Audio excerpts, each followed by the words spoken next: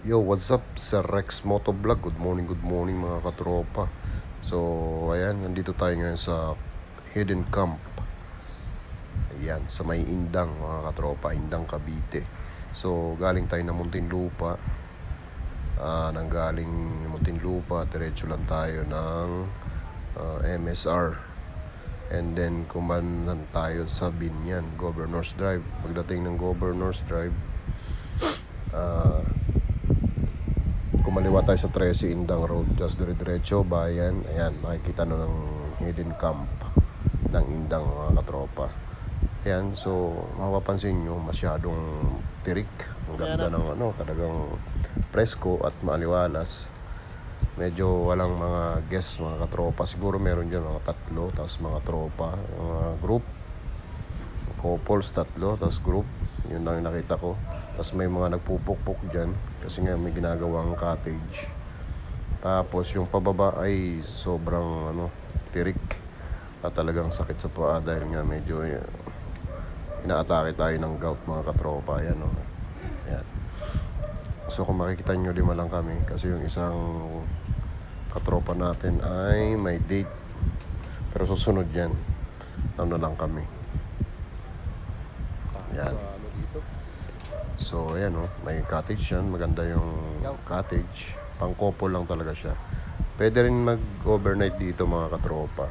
Kung mapapansin nyo, may mga cottage. Mukhang safe naman kasi may bantay naman sa taas. Yung una nating pinasukan. Tapos yung ilog, maganda naman. Tapos ito, yan pang couple talaga yung na yan. Kaso pag may dumaan, maririnig kayo kung may ginagawa kayong kababalaghan. Ayan, ganda, maaliwalas. Ayan. Tapos yung ginagawa yung mga cottage ay nandun sa unahan. Ayan. Kaya may maririnig kayong pumupukpok. Ayan, kasi nga nire-repair nila, sila renovate. Dahil pa lang to, February pa lang yan nung pumunta kami dyan. So malamang pagdating ng summer marami ng kaya nire-ready nila. So maganda naman yung lugar mga katrop, pwede kayo pumunta. Siguro mas maganda, suggest ko dyan, takay ng summer, talaga maraming tao dyan. Yan. Hindi kayong kakabahan kasi nung pumunta kami dyan, halos kami lang. Tapos nakakatakot. Kaya hindi na namin tinapos yung aming whole day. Dumating kami rito siguro mga 8 or 9 ng umaga. Umalis kami ng Muntinlupa siguro mga 7 ng umaga. Ayan. O 6, tama 6.